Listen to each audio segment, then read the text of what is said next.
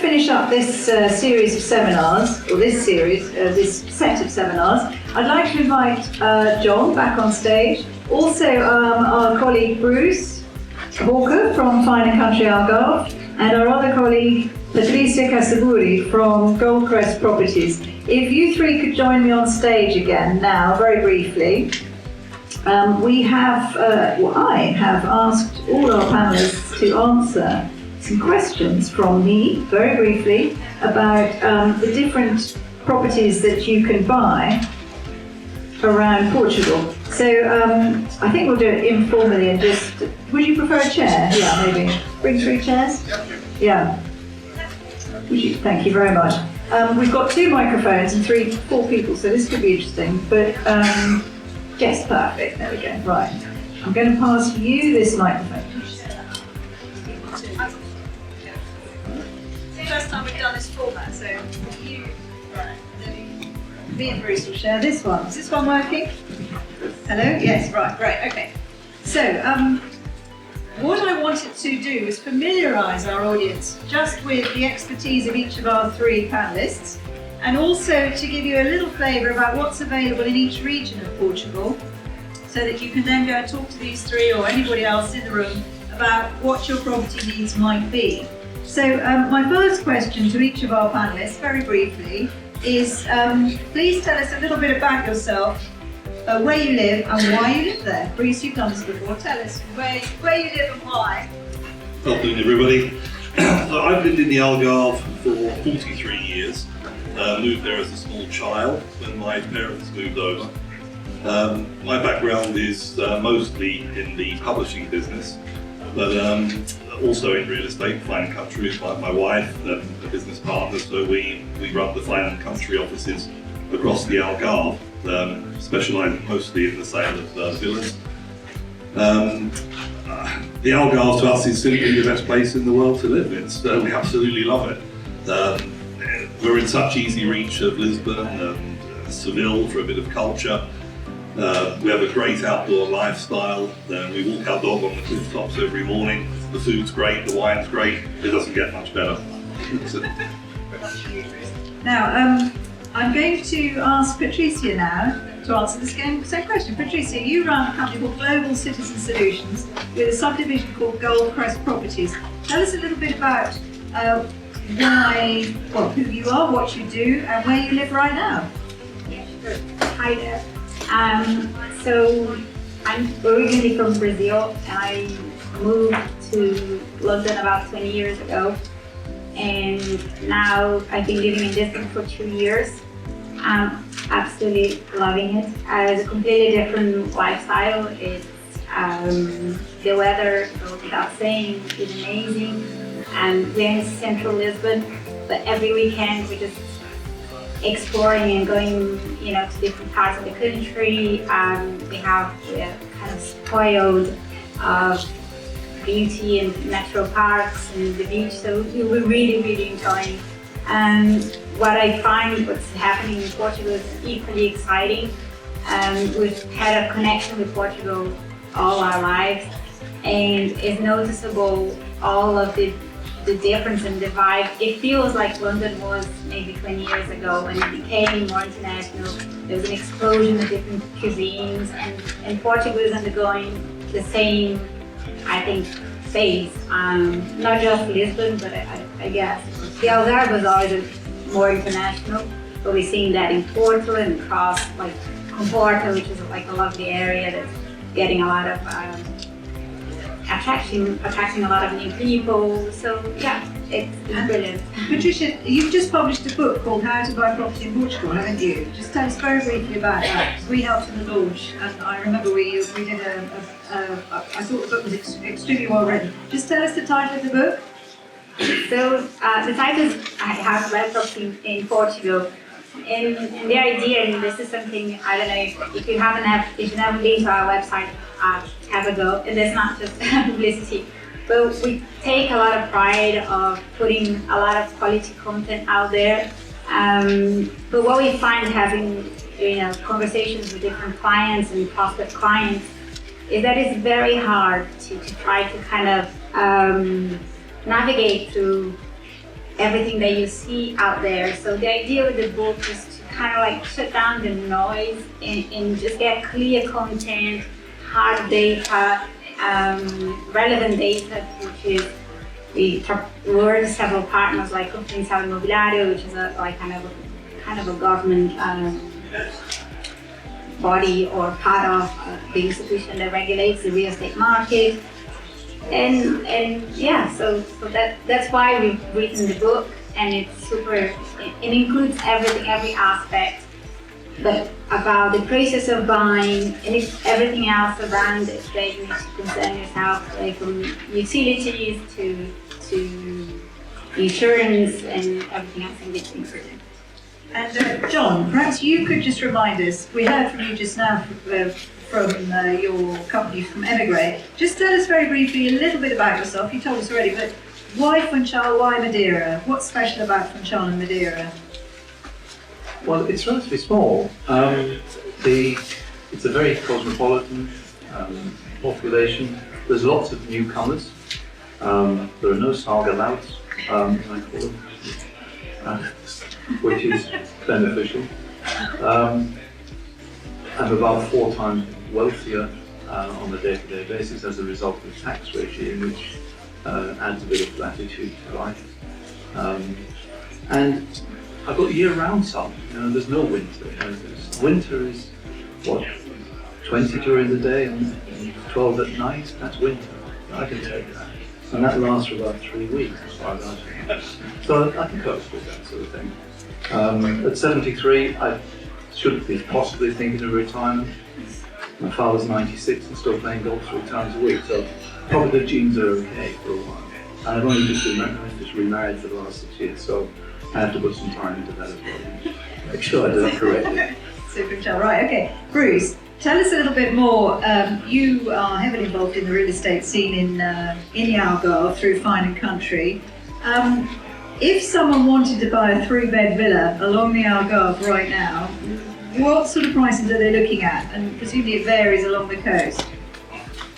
Absolutely, yes. The prices for high-end new build properties can go well above 10,000 euros a square metre now in the prime areas. So, for example, Quinta del Lago, Valdolobo. So, a 3-bedroom villa is going to be anything up from 3 million in, say, Quinta del Lago. But then, if you move along the coast to the absolute opposite, the extreme would be to go to the east around Sevilla, where prices are as low as a third. So comfortably for around 3,000 a square metre, you can get a very nice 3-bedroom villa. So let's say it's 150 square metre villa, you can comfortably get something, a 3-bedroom villa for around 500,000 in the East Algarve, and again in the far west end of the Algarve, so past Lagos, further along. I actually live in Praia de Carvoeiro, which is roughly halfway along the coast, and Praia de Carvoeiro sits somewhere in the middle. Average prices are now around the 4,000 to 5,000 for good quality new construction. In some of the more established resort areas, such as Carvoeiro, say Albufeira, Praia de Luz, along the Algarve, where there's been a villa tourism market for as long as right back to the 1960s. Actually, my family moved there in 1978. All of the best plots were actually sold by the 80s and the 90s. The plots in the best location were sold. And a lot of those villas are on the market. Most of them have already been refurbished, but there are still properties that are ripe for refurbishment. They've got 30-year-old kitchens in them. The plumbing may need some attention. They may need rewiring, but it's not like a rebuild. So it's still quite realistic in somewhere such as Carvoeiro to find a nice property for, say, for around 600,000-700,000 euros that you could spend 100,000 on and get a very, very good return on your investment. And that's certainly something that's in very high demand at the moment, and they're becoming more and more difficult to find, but they are still there. And what's your prediction for property prices in the Algarve in the coming year? Well, Alex correctly said before that prices have gone up by 6% so far this year, and we would concur with that. That corresponds to the data that we have at Fine & Country. Personally, we feel that prices are going to the increase should slow down slightly, because we are starting to get some more listings coming onto the market. The increase in price this year has mostly been because demand has outstripped supply. There is some new development products coming onto the market, which is helping. We're certainly not expecting prices to drop, because prices could not drop while demand is so high, and there's no reason for demand for property in the Algarve to drop. What can we expect this year? Maybe another 1 or 2% this year, who knows? Maybe next year 3 or 4%, but my guess is as good as yours, but it's certainly not coming down. That's Okay, John, now you're not a real estate agent, but obviously you survey the market in Madeira and have bought properties yourself in Madeira. What can you get for €500,000, I use that as an example, in Madeira? Presumably properties are a lot cheaper in Madeira. Well, I did sell my 6 branch estate agency because of the credential in 1988. Yeah. So I did a little bit of experience. Had 78 staff doing that. We were in Chelsea and Marylebone and Eastbourne and all sorts of places. I've probably forgot more than I knew. But certainly what I've seen is that, as I was saying earlier, you can buy at around 2,300 and you can buy well. And I think, to answer your question, a 3-bedroom villa between 450 and 550 is reasonable. Yes, but I'm already seeing product that will be in the market in 18 months' time, already selling off land at 5,000 square metres. And I would just love to normalise at your level over the next few years. So I bought a few plots of land and a few houses myself too, because I believe that would be better than the stock market. And at least I get a 4% yield on my buy-to-lets. I'm not so concerned about the AL though. I've not understood that well enough yet. But I think in the domestic market, there are some very good, solid employees. About 40% of the population employed by the government. So I've gone for the sales of the rentals of the domestic market, not the tourist market. That's very well served already. Right? But I think there are some bargains to be had. And certainly I've bought a number of plots of land, and I will be selling houses in the 800 range within 18 months or so. And Patricia, obviously you have a view of property prices all over Portugal, given your expertise with the book, but you live in Lisbon right now, you know the Lisbon area really well, and no doubt you could pronounce on Porto if people were interested to come and talk to you. Just tell us very briefly, how are prices doing in Lisbon? Can you buy anything? I mean, there are obviously renovation projects in Lisbon, but what could you get for €500,000 now in Lisbon?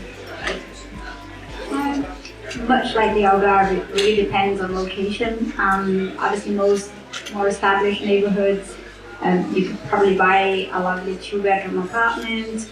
If you go for more up-and-coming areas, considering that Lisbon it's fairly small, so even up-and-coming areas, they are very central. Then you could get 3-bed. Again, like Bruce said, if you opt to buy something a little bit older and renovate, there are also good opportunities. And it's an ever-evolving market. We're again, like the rest of Portugal, prices haven't dropped over the lockdown or in this last kind of 18 months. We are seeing the price increases in Lisbon have been smaller than in the Algarve. But I guess with the Algarve, the global trend that one wants a little bit more space, even the domestic purchases in the locations, more leisure locations, have gone up because people just want to have the extra room and working from home in a place that they like to spend year round. So we're seeing a lot of that. But yeah, there's still like interesting. It's there's a lot of stock coming into the market. It is very much so at the moment a seller, much more friendly to sellers than to buyers, and we see that we're representing a lot of buyers. So Lisbon, typically we saw maybe 3% increase over this year overall, considering they were coming from a market that's been steadily going up since like 2017, when it really seems to have peaked. Now the prices have either maintained or gone up slightly, but what we are seeing is that in the past we could negotiate a lot more, so your discount rate was greater, and that's not what we're seeing now. Like I said, we're buyers agents, so we're always trying to drive the prices down, and what we're seeing, it's not crazy like it used to be in London, that properties will go over asking price, or like we're not seeing any of that yet. But they're going for very, very close to the asking price. Okay. And what's your prediction for the coming year in the Lisbon area? Obviously, everyone is waiting to see what's going to happen when the golden visa changes kick in. We personally don't think that's going to change all that much. Obviously, the golden visa, if you look here, it's about 1,200 new applications every year, and not all of them invest in real estate. So in terms of numbers of transactions, it's not that representative. So we think there's still a lot of interest from European buyers and so on. So we think it's gonna stay like this.